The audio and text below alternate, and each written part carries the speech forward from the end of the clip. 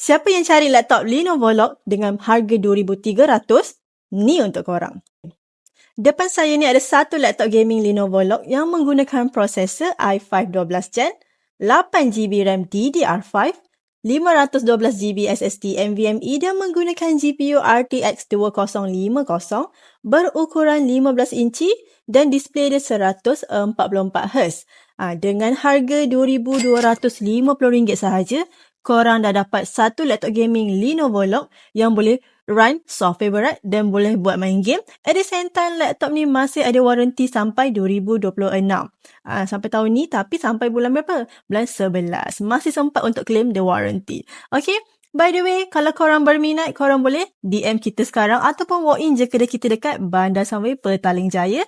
Yang jauh tu tak perlu risau, kita boleh buat postage ke seluruh Malaysia termasuk Sabah dan Sarawak.